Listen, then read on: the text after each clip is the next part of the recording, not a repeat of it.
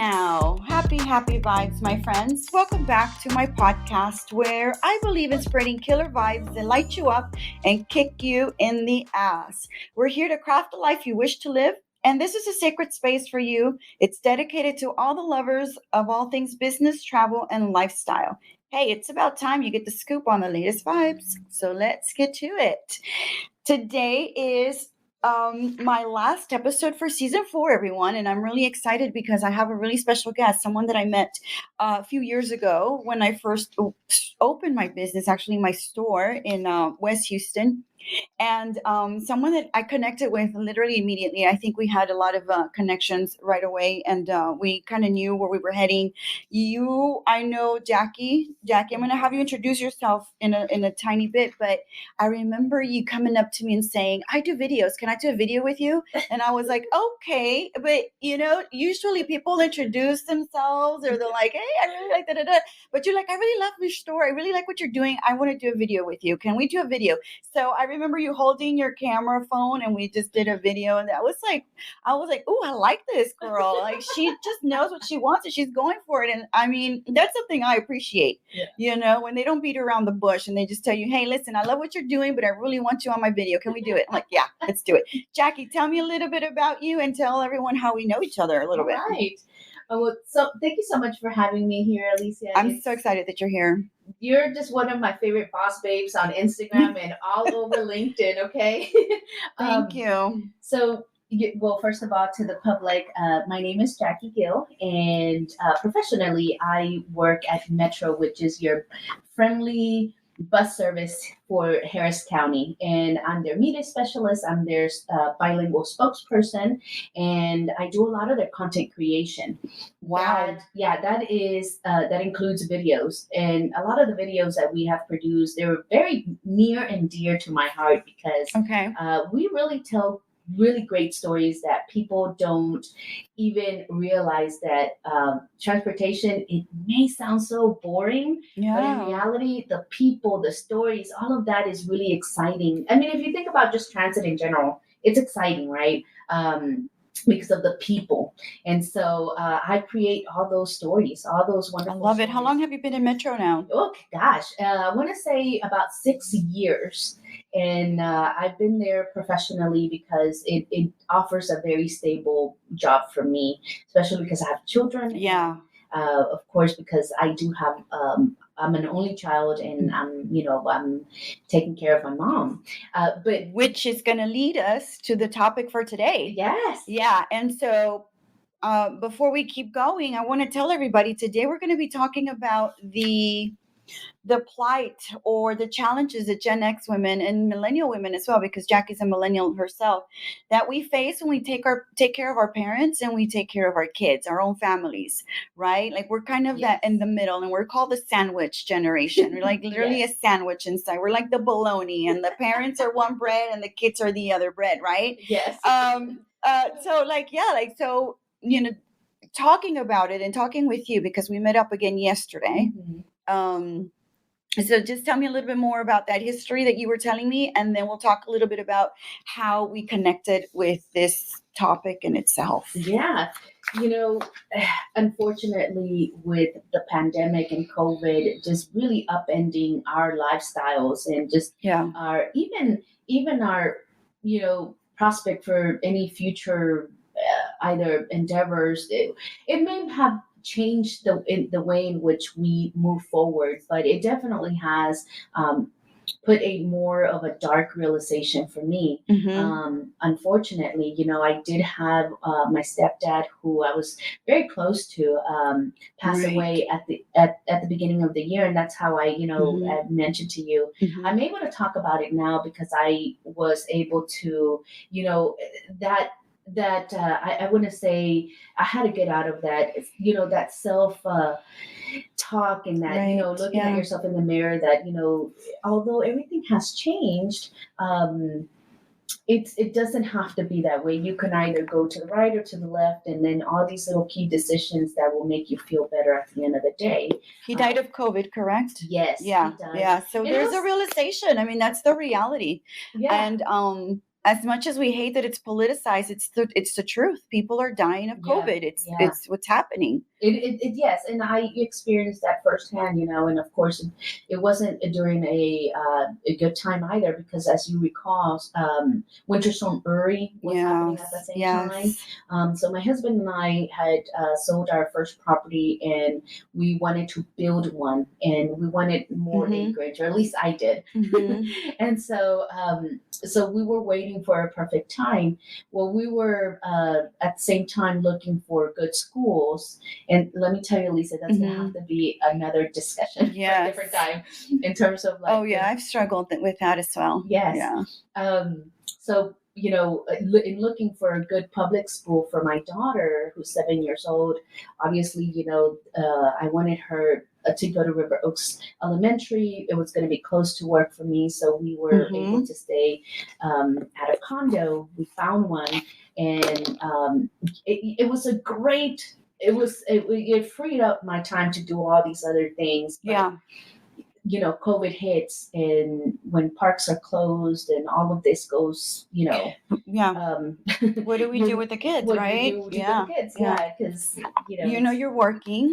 But you still have to work. You still have to work. You still have to work. Even if you're working from home, you're still working at home. Yes. And that doesn't mean you have all the attention for the kids, and all the time in the world, because you're still, and you have a high-powered job, a high-stress job with Metro, creating content for them, and creating content is a lot of work. It is. So that's one portion of it. Okay. At the same time, we deal with crisis management. So we have been dealing with all the COVID information that gets put out to the public as well. Got it. That's part of what the office does as well. So it's content creation, crisis management, PR, unveilings. Okay. So it's a slew of things that, the press office works on. So yes, you're absolutely right in terms of, it's high volume. Gotcha. Very stressful. Wow. And unbelievable that you have that. You have your kids, and you have your parents, your mom, and your father who died, your stepfather who died. So I think this topic that we're embracing today, and we're going to really talk about, it's I think it touches both of us in very unique ways. For me as a Gen Xer, we are the generation, I believe it's the generation that was born. What is it? Do you have the numbers there? I have it here somewhere. Yes, I do. So you guys were born between 1961 and 1980. Right. So I'm 1975. So I'm literally right there. Right there. Yes, yeah. And so I'm, a millennial. I'm at the tail end because I'm in the early 80s. And so you're right in terms of like, we're right there, and we are very career focused, very driven. Yeah. And, I really love to connect with other driven women. So do I. I love it. I don't know. They stand out, right? I feel I'm attracted to other driven, ambitious women. I like that. I'm like, I really have an attraction to them, because I feel like I get with where they're going. I get their anxieties. I get their challenges, their ambition, their drive. Yeah. I feel like I understand it. Yes. And then, of course, I feel, specifically being a Latina, all our customs and the way that we're raised and our culture, I could not feel right if I didn't care for my mom. Basically. In whatever way it is. So obviously right now, with everything that happened, we did move into her home, but we are building our home, and we're asking her to come live with us. And that's okay with your husband? So it is. I mean, is it a topic of discussion at your house? It certainly is. And, my husband is very supportive. And I think, Lisa, that's one of the reasons why we've lasted so long, because we've been together since 15. Wow. Yes. And he's very supportive. He has followed me, when I was pursuing my TV reporting. He followed me to Laredo, and we stayed there for a long time. I want to say 3.5 years or so. Interesting. Yeah, because, he's always supported me. He wanted me to succeed. And so, now that, obviously he understands that my dad has passed away, my mom, she's never been alone. And although she's a very tough cookie, very tough lady, also owns a small business. Wow. She is just, she just needs that company and she needs that comfort. And I want to be able to provide it. And she's so loving to my little kids. She's in love with my little Marco, who's almost 2 years old. And, I feel that because of my dad passing away, she has found comfort in him. Just having that relationship, their bond is really strong. Right. So I think that the topic that, the reason why I bring this topic up is because I hear it from so many women that, come to me or we talk. I hear that they're taking care of their parents, or they're moving their parents in with them, or that, one of them got sick. So now somebody has to take care of them. And so a lot of us, in that predicament, we have families of our own. We're married. We have our own kids. I have an 18 and a 13-year-old. So for me, I have got, them and their focus on them. Focus on my husband also, because our husbands also require our attention, obviously. Yes. Our jobs. If we have a job, we have a boss. If we have our own business, we are our own boss, but our clients and our customers are our boss. We have them still on top of us. You know what I'm saying? We have our own things going on. Yeah. And I think what happens is a lot of us reach a point where we burn out. Yes. And so I had a conversation with one of a fellow business lady that I was talking to, and she had a burnout. She literally just had enough. She's taking care of her parents, her mother and her father, and then recently got divorced. So then she's also handling being a single mom with, kids, 3 kids. That must be tough. And opening a business of her own, because she's an entrepreneur. So she's got those challenges, trying to secure clients, trying to secure accounts, marketing. I mean, we do everything, I'm over here setting up my podcast. I have a podcast room, I have all of that, but today, we weren't able to get in. So okay, plan B. Yeah. Plan B is I pull out my own microphone, so we're doing everything. Like, I feel like we are doing everything, but if we don't consider that we need a support system, we will definitely have a burnout, and we will definitely burn out very fast. Well, let me tell you, I feel like I'm at the verge with everything that's happening, even, with us not being able to control COVID and with this Delta variant. I'm at the verge because, there are just X amount of hours that you have.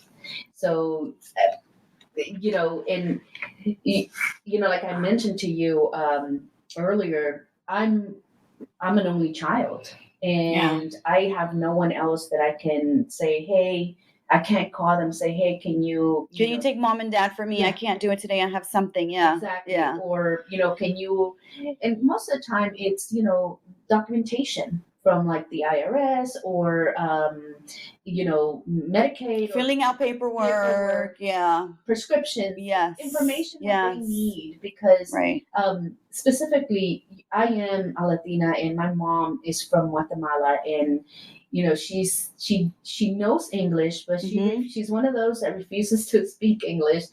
She understands it. And so there is a little bit more of that where I have to help her, because she leans more on me on those other things. Which is, a lot of our parents who come from a different country.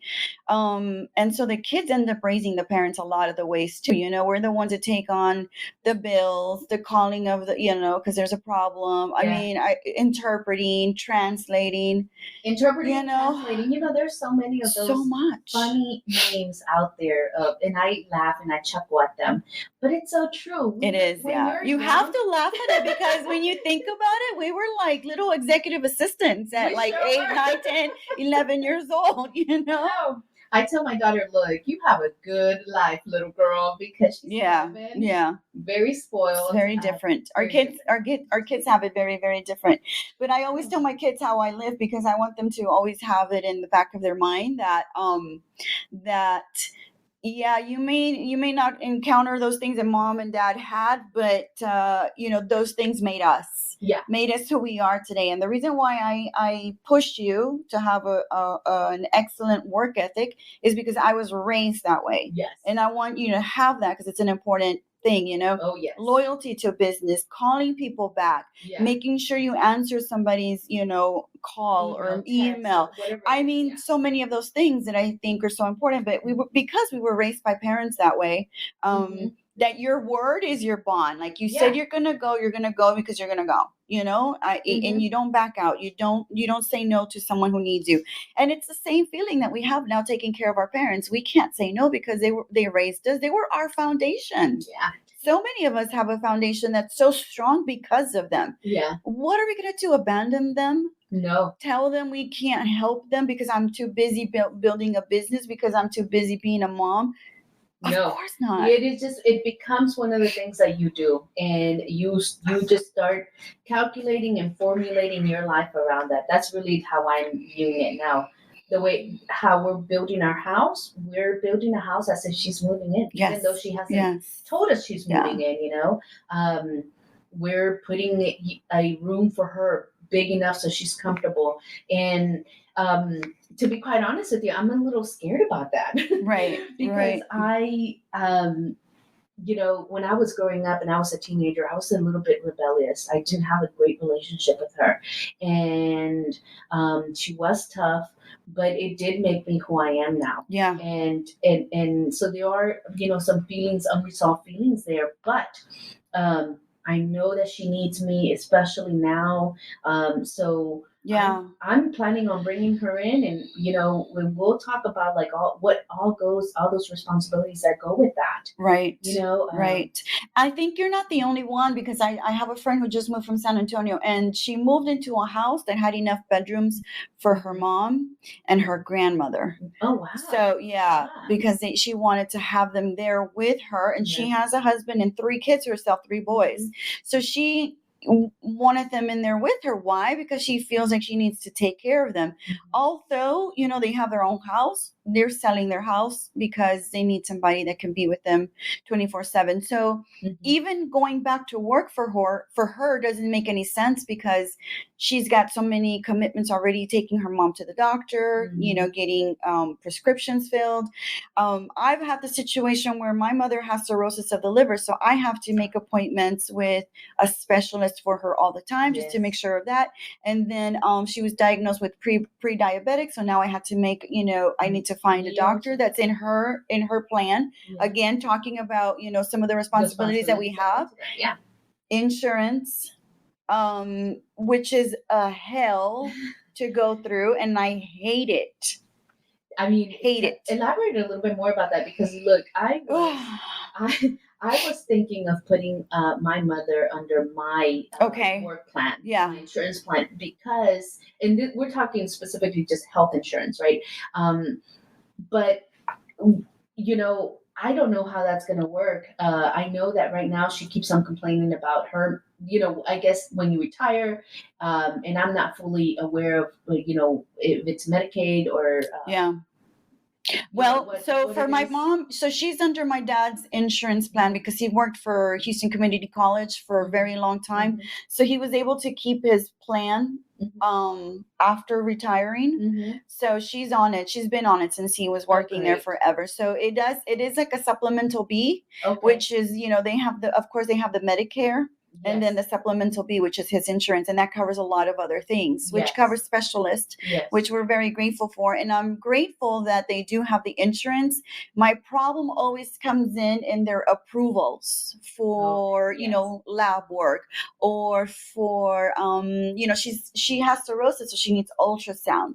She needs an MRI. Like she needs, I forgot what that, it's like a procedure where they go down into the throat to get to her stomach. I don't know. Right. It'll come to me in a minute, but all of those things. I have to call the insurance because obviously she's not going to call. And then they're like, no, we need to speak to the patient. I'm like, yeah, the patient doesn't speak English. Well, we'll find you a Spanish speaking person. And then that takes you to another set of issues because then they can't find a Spanish speaker. And then, okay, so I'm on the phone. My mom is right here. Just let me talk to you. Like I'm telling you what I need. I've got the doctor's documents with me. So I always say, she's a little older. She doesn't, so they kind of know, okay, well, I need to talk to you anyways. And so for me, it's always just dealing with that and arguing with them. Like, calling her doctor. She goes to this community doctor that's like horrible, awful in Spring Branch. The doctor never sees her. He always sends in like his nurses. And so then I'm like, then why is the doctor not like seeing her there? Like, wow. So this is something that I haven't faced yet, but I feel like I'm probably going to be facing. What are some strategies, I guess, to deal with that? For me, it's really just number one, always have her documentation ready when I'm on the phone with them because they're going to ask for birth dates, information like when was her last lab work done, like all of those things. I always be prepared. I always have my stuff in folders. I carry it everywhere with me, and I take them everywhere with me because sometimes I get a phone call from a doctor and so I need to pull it out, and get ready. So that means that on top of everything that I'm doing in terms of like running my business, doing my podcast, working with my husband because we do real estate development together, I'm handling my mom's doctor stuff, thankfully my dad is kind of more self-sufficient in that sense because he doesn't have requirements for specialist either. She does. And she has cirrhosis of the liver and she's never had a drink in her life. So by the way, it happens to people and it's hereditary. And so, and that's a really, really tough situation for her because her father died of something with complications of alcoholism. So she never took a drink in her life because she had that trauma in her life, her life, her early years. So how crazy and how sad and how ironic that that's what she's affected by. And so everything that we do for her is based on her ailments and based on her cirrhosis and based on, being pre-diabetic or whatever. But adding to all of that. And that's why today I want to really, hone in on the importance of really talking to someone else about it. For me, it's my husband all the time. There's somebody that I go to because he has two older parents that he takes care of himself as well. He's an only child too. So he relies on me also to kind of help him if I need it, or my son to jump in when, the grandparents need a ride because they had something done at the hospital and they can't drive. And Alicia, on top. Yeah, and that's the reason why family is so important. Yeah. I think that COVID had made me realize that even my aunts and my uncle that are here in Houston, I've become closer to them because, they're keeping my mom company too as well. And, slowly but surely, I'm just kind of reeling them in to help because I do see that that's going to have to happen in terms of like, she doesn't like driving. She has a, perfectly fine vehicle. She doesn't like the freeways. She gets confused with, the signage. She gets scared with the speed. And so that adds on, not only physical impairments or physical challenges, it's mental challenges as well. Absolutely. Yeah. And so I had mentioned to you earlier too in the podcast that she runs a business, right? And so she sells undergarments. So your fajas colombianas, and all that. So she sells like the Latina Spanx, that kind of thing. Of course. I love it. Yes. And she will tell you everything about it. She looks at you. She tells you which one. Oh, look at her custom, curated work. Yeah, I love it. So she, I drive her. I am her delivery guy basically because I have to go and pick up the packages when we can't get them delivered. Right. And so all of that, you kind of have to carve that into your time as well. And you have to plan, okay, so when I go drop off my kiddo at the school or at her camp, I'm going to go, here to go pick up her delivery and then head back. Yeah. You kind of have to just juggle all that. And when I speak to you about on the verge of like really, losing it, I have, I've broken down in the Yeah. car. Like Yeah. I just sit there and I will go get me some tater tots or something, some French fries, because I'm just like, You just need a little comfort. You need something to comfort you. exactly. Yeah. And you're Yeah. like, why am I doing this? Why is this happening? And you really think, like, is life really that complicated? You just start pondering about life and whether it's really, does it have to be this complicated? Do you give yourself permission to fall apart when you need to? Like when you've had it? Like do you give yourself permission to finally just like I don't. I don't either. I don't. I can't. I feel like I can't, but I have. I mean, Yeah. I literally. Yeah, have to because you pull can't over. hold it together. No matter how much you try, Yeah. you're like, okay, I can't hold it together today, and today I'm just having the worst day. Yeah. Yeah. It emotionally draining, and that happened earlier in that year when we just lost my dad, and that's when I really just kind of broke down, because it's the irony of like things, right? It was at the tail end, we were about to get the vaccines and we just held off, but then he got sick. Yeah. And it was during the Thanksgiving time. So he was in the hospital for, I want to say a couple of months. Wow. Yes. And it was like, and it just kept on. So he held on for a while. Yeah. And I think one of his last messages to my mom, and that one that really affects us all, is really that, he wanted to fight, and he wanted to fight for all of his grandchildren, Right, all of us, and her, Mhm. because she felt she was giving him, these like everyday affirmations that you're going to be okay. And, he was really embracing that. And but once, there comes a point where they were not able to control something. And he had to be put to sleep so that they could put the tubes and it could be more comfortable for him. He just was not able to recover from that. And, the next day, it was just one of those things where, like, I felt his soul had passed on. And that from That's that hard. beginning, it's from that hard. very beginning, it was a hard realization of like everything that was going to change in my life. And so it really gives you a point of reflection, right? I think you do reflect on that. Like my mom just lost two of her siblings, literally a month or 6 weeks from each other, not of COVID, but of other complications, a heart attack, and the other sister was very old. But now, on top of me being worried about her physical health, I'm worried about her sadness. I'm worried that she may get depressed. And she's one of those women that will not show it so that she doesn't worry other people.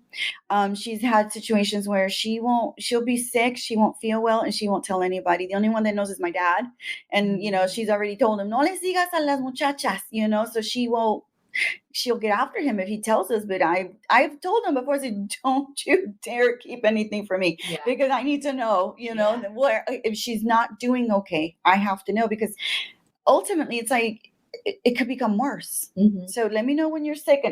But now it's like adding on to whatever we're doing. So why it's so important that we talk to each other and have a support system and have people that can come in, like your uncles, your aunts, whoever else, you can bring them into the circle. Our husbands have to take on a lot of our stress as well, because he hears me, complain because the insurance was horrible, the doctor was terrible, my mom isn't feeling well. So that takes a toll on our relationship too. Yeah, absolutely. Yeah, it does. And I will tell you, because my husband is very understanding, there are times in which he tells me, Jackie, you're gonna have to find a positive, because I complained all day, and sometimes it could be, family issues. It could be the house. Construction is not that. That's another, stressor. Another stressor. Yeah. All of that compiled with even work, and really, I have a good good work family, but sometimes it just gets to be it's too much. It's heavy. It's right? heavy. It can overwhelm you. It really can. And suffocate you if you don't stop and reflect on what's going on right now. It's very hard for me, and I don't know if you're the same way. It's very hard for me to ask other people to help me do things because I always think I have to do it myself. I have to make the phone call myself, and if she has an appointment, I have to go to the appointment with her, which takes time away from other things that I'm doing. Like, if I have something with my son, or if my son's going through something in his school, I'm like, okay, where do I go? Do I go to my mom's appointment? Do I go to my son's school? Thankfully, my husband will take on the kids a lot more because he works from home now. So that helps, that definitely helps me be able to focus on my parents. But I think the episode for me today was really about giving our fellow sandwich, our fellow bolognas, I guess, our fellow girls in the middle, hope that it's, number one, like you said, look for the positive. It's a really good piece of advice that your husband gave to you. So look at the positive, and I always see the positive, that I still have them here, that I can still enjoy them. And when I see them, I hug them and kiss them, because honestly, I always feel like I could lose them any day, because it's a very real that, and I guess with COVID, it just makes it so much more real that you could lose them at any moment if they get sick. Yeah, I mean, there's no way to know. I mean, if this is an airborne virus and it's very contagious, that reality is there. And, I faced it. And I will tell you, because I'm thinking about like the different responsibilities that I have to take on. One of the things that I'm looking to do, and one of the things I'm really looking to start putting a savings on the side. Okay. In case I do have to hire extra help to take care of my mom. So somehow I'm gonna have to do so much better with my side hustles. Or I have to probably, find a better paying job, just because. Okay, add on another stress, financial stress. Yeah, it's very real for me at this moment right now. I am very, we're very comfortable. My husband is. He's a professional, and so we bring in, above the average. Obviously, we're not rich. But we do take care of our money. We've had really good, a good, I would say our idea of like, saving and that head start that kind of, a lot of people are not able to do. We had that, and so we were able to save some money at the beginning of our relationship, and because we didn't have children until later in our life, so early 30s for me, we were able to save good money, and because we were already in our careers, we were making money. But I will tell you that expense, because I have a 2-year-old, almost 2-year-old, and a 7-year-old.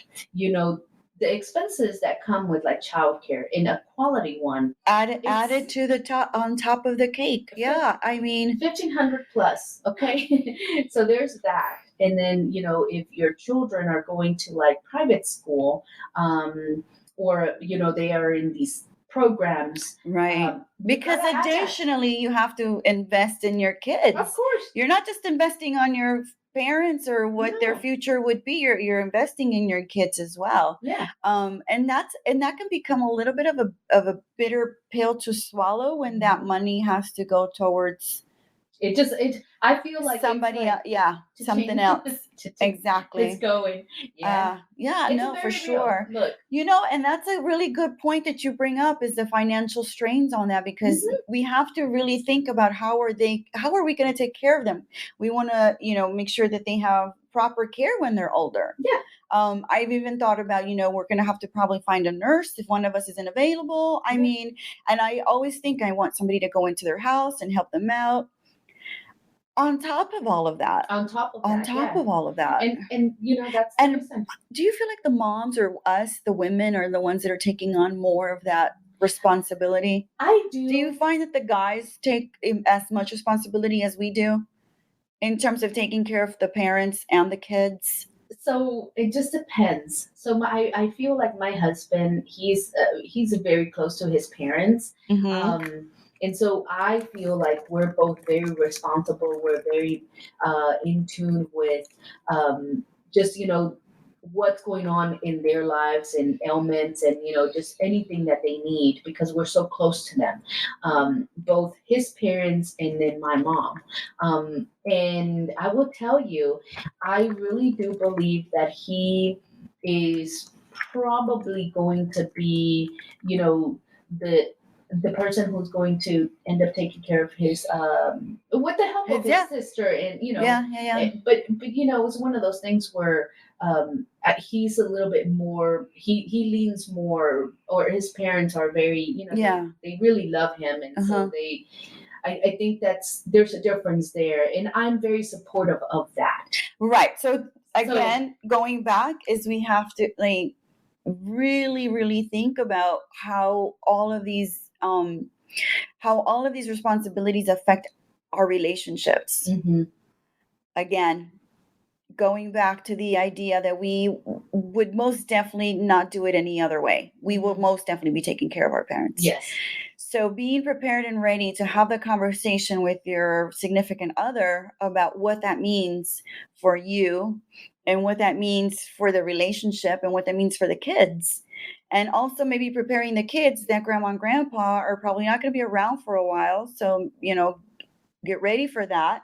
I feel like I really do have those conversations with my kids because I need them to know that grandma and grandpa are not going to be here forever.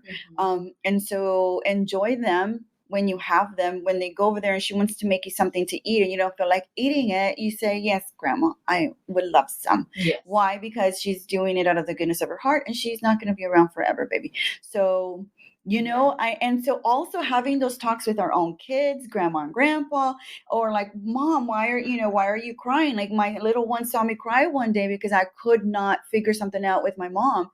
And I was so frustrated that the doctor wasn't helping. And so my baby, I'm like, baby, this is what's going on. And I was super truthful with him. I was super honest with him because I wanted him to know, mom tries her best to be here with you, but sometimes she's got to go to abuela's house and she's got to handle things over there, and they get it, they understand. And when I come home, they're like, mom, how is she, how is everybody? And they're good, baby. Like I want them to also know some of the things that I go through, because I don't want my boys to think that I'm a Wonder Woman and I figured it out, and I don't even tell them, look at me, how happy I am. No, I'm not. And like I try to be Wonder Woman, but we're not. We're little sandwiches. We're not Wonder Women. We're trying to keep it together, right? We're trying to keep it together. So for me right now, it's about organizing, finding the positive. So a part of this love letter to our Gen Xers, to our millennials, to our sandwiches, how would you close this conversation down in a way that's hopeful for you and hopeful for the women out there that are listening? Yeah. So and the men. The men are also, yeah. So one of the things that I would say to the majority of the Latinas who are very much like me right now, or like us, where we have been those interpreters since very little. We've been there for our parents. I think that was just something that we already knew we were going to do. We just kind of got that break. Yeah, we just got that break when we went off to college, or when we went to go get married. But at some point, I already knew that I was going to have to take care of my mom. I'm an only child, and so I would say to them that as bad as it can get bad. where you feel like you're losing at life, I would say that you just can't give up. There's so much more beauty in this life.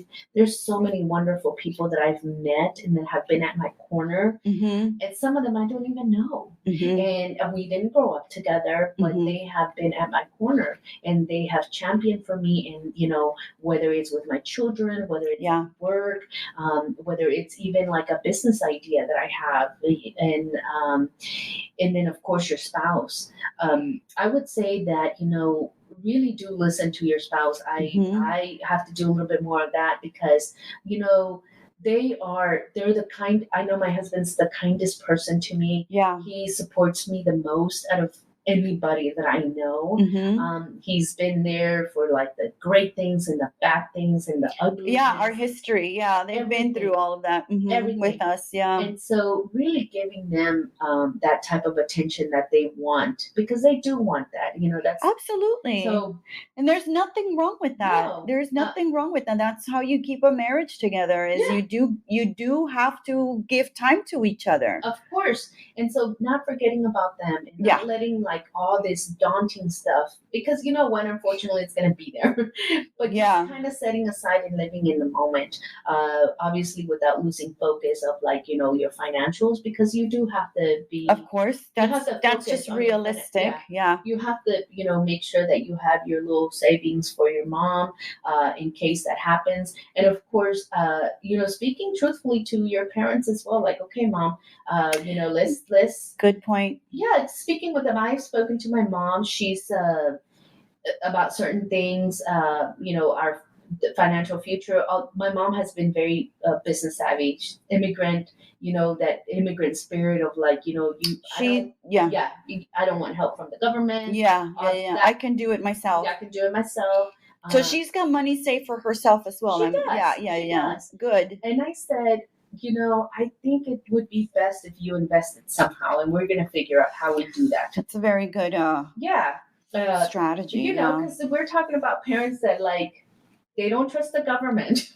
Right. So they hide the money, like maybe not quite literally under the pillow, right? But but they put it in like in a safe place. It's not going to be touched. But But the way that you create more money is by taking a little bit of a risk. Yeah. So that's my mom. Again, we have to educate them as well on the ways of money making or capitalism, or how you can invest, which is girl, that is a whole other that's another topic. But it's all of these little things that where I and myself have to become a financial advisor in a way. I have to go read, learn, and so that is really that spirit that I have. It's like, I'm going to make time for everybody that's important in my life. Yeah. That includes my husband, my kids, my mom, my family, because they're part of that tribe. And then I'm also going to take care of me. Trying to keep it together. The other day I went to go get a facial. I hadn't done that in like, I want to say 3 years. Yeah. Those little things. And also let's tell our fellow girls, self-care is okay. It is okay. Because self-care means that you can care for others. Yes. You have to give yourself that facial. Yeah. You have to give yourself that massage if you want that massage. Yeah. Buy yourself something that makes you feel good. Buy those those stilettos. Buy those those stilettos, yeah, I really do believe that. And I think that's another component on being a sandwich, being in the middle, is that we feel like we have to self-sacrifice a lot in order for everything to function and everything to be okay, because we're holding it together. We're like, we've got it. Mm-hmm. We're holding it. But who's taking care of this here, this foundation, if I'm going to break apart, I'm breaking apart that little component, I'm breaking apart that. So the stronger we are for ourselves, again, the facials, whatever it is that makes you feel good, work out. That's how I stay sane, as I work out, that's how I don't make excuses for it, and I don't let anything get in between me and my workouts. Why? Because I love it and it makes me feel good, and then I come home and I'm refreshed, I'm happy, I'm ready to tackle whatever it means. Yes. But a lot of women allow other factors to come in and not and interfere with their plans. Yeah. Oh, but I wanted you, mommy, but I wanted you to take me here. Oh, well, let me go ahead and cancel my hair appointment. Yeah. Because my son wants it. No, your son can wait. Yes, it's true. They can wait. And you can go get your hair cut. Lisa, you bring up a good point here, because sometimes we want to take care of our kids and we want to pamper them as well. But sometimes I feel like I'm raising a spoiled little brat, because they are used to hearing a whole bunch of yeses. Yes, and so they are. Mm-hmm. So when we say no, like, ooh, what happened? Yeah, you're mad. No, I'm not mad. It's not going today. I don't have time today. So yes, you bring up a good point. There's that the saying no. A lot of people say no. No is a full sentence. Have you heard that one? No is a full sentence. It's a full statement. Absolutely no. That's it. And I do appreciate that you say that, because it is a reminder to me that I need to say no to my kids sometimes, and sometimes even to my mom and to my husband. There you go. Even sometimes to our own parents, when we feel it's too much, we have to. Yeah. I'll get back to it, or I'll come back to it. But if I can't do it at that moment, I'm just not going to do it. Yeah. As much as it's difficult, because you want to be there so bad. Yeah. But if I need to get myself together, I need to get myself together first. Yeah, absolutely. And so one of the things that I would say is to our Latinas out there, stay strong, and really, if you need time to think, do it, because it is really whenever you're in that white space that you're thinking and you're pondering, that you will start making all of these realizations, and put those realizations into action, into like digestible actions. One of the things that I knew right away was that I needed to start saving small amounts of money, not for me, not for my children, but really for my mom. Yeah. Even though she has income, and she has a way to take care of herself. You just never know. Exactly. So I'm doing that. And the cost of taking care of an elderly is so expensive. Just health in general health in general. Yeah. It's just crazy. I definitely there has to be some type of reform there, but don't know what the best way to approach that is. But I will tell you, the healthcare right now is just one of those that I'm just disappointed in. I'm not really sure what can be done at this point.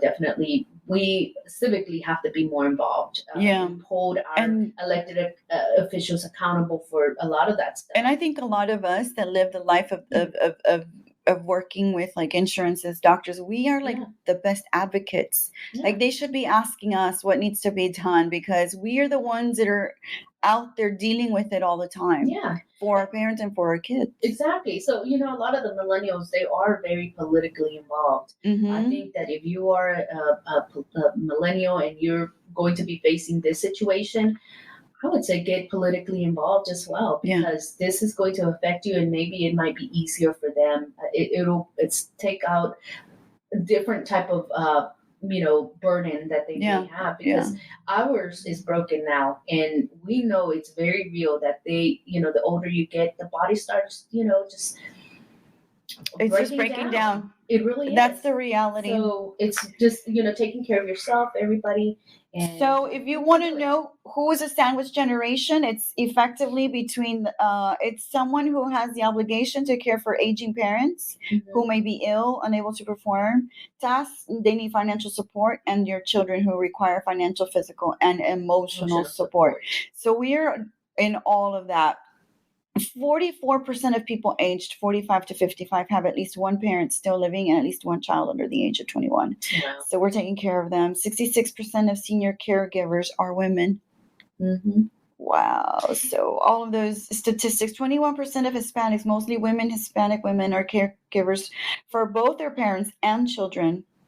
If you think about that, it's tough. Yeah, it's tough. And we were, as Latinas, we are raised to, cook, to clean, take care of, take care, do take all care those of the things. home. Yeah, take care of the home. And that means taking care of children and, grandparents.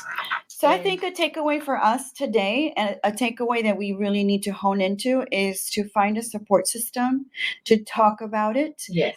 Definitely share your challenges with someone who you think might be going through something like that, and find one or two people that can come in and jump in for you and help you. Take some time for self-care. Take some time to maybe unplug. And the other thing that we talked about is saying no and using no as a full statement. Yes. And not feeling guilty or bad about it. You can always get back to what you're doing, but if at that moment you cannot do it, say no. Yeah, either emotionally or physically. And if the kid is giving you that side eye, too bad. Side eye. Yeah. Well, that's why we're strong women. yeah, because you know what? I'm not doing it.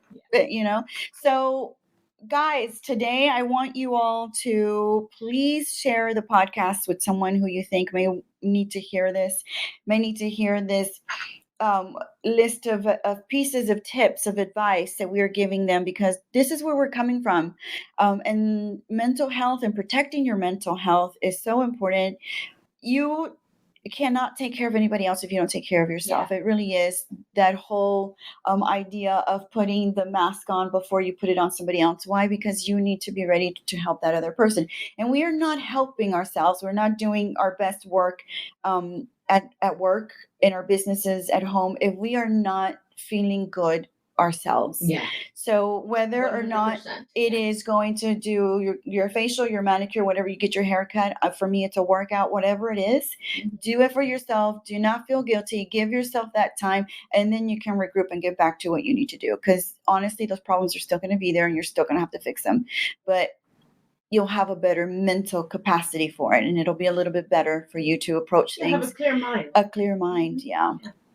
Hey, thank you so much, Jackie, for being here today. Having me here, and for telling my story and just my struggles, and just how I'm navigating this new world. Listen, and if you need to call me or plug me or give me a text message, I know LinkedIn is a big deal, for us. I know that's where we go in. And just let me know you need somebody to talk to. I think we forget that we can reach out to people. Yeah, and that's the thing. Really going to the Latin Women's Initiative event yesterday, I made that a priority. One of my great mentors at Metro, she used to be the general counsel for Metro. Very few Latinas get to, sit at that very top seat in any transit agency.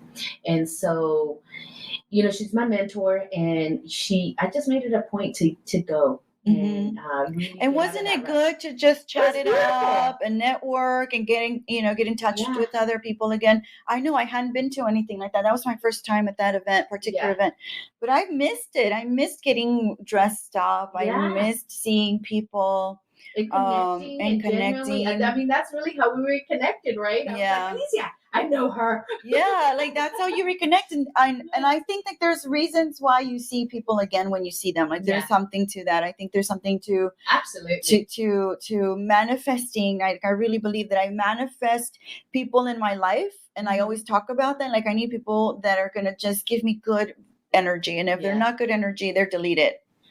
I'm 46 years old, and I have no problems deleting people who are negative energy. And again, guys, that's part of mental health. That is part of that. Is definitely protecting your mental health. Any toxic relationship. Any toxic.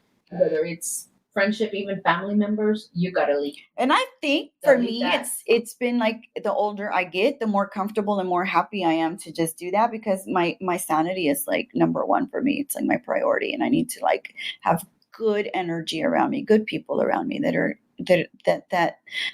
good and that wish people well, not pretend, wink, they wish you well. I can tell. Always feel, but you know what? You can always feel. You can tell. You can always tell. You always have that vibe So, you get that by Vibes by Alicia. Yeah, that's right. So guys, please share this with everyone. Give us a comment. Our podcast is on Apple, Spotify, Google, everywhere where you get your podcasts. We want to hear from you. Give us some feedback. Give us a review. We would love a nice 5-star review. Follow us on Instagram at Vibes by Alicia, at think_chick, and then at my store, thinking_boutique, because we do have some stuff there. We're doing more resale clothing there at that site, because I'm really promoting sustainable fashion and slow fashion a lot more. So that's where we're heading. Jackie, where can people find you and know more about you? Instagram is my go-to place right now. You can go follow me there at Real Jackie Gil, and it's at REEL Jackie J's.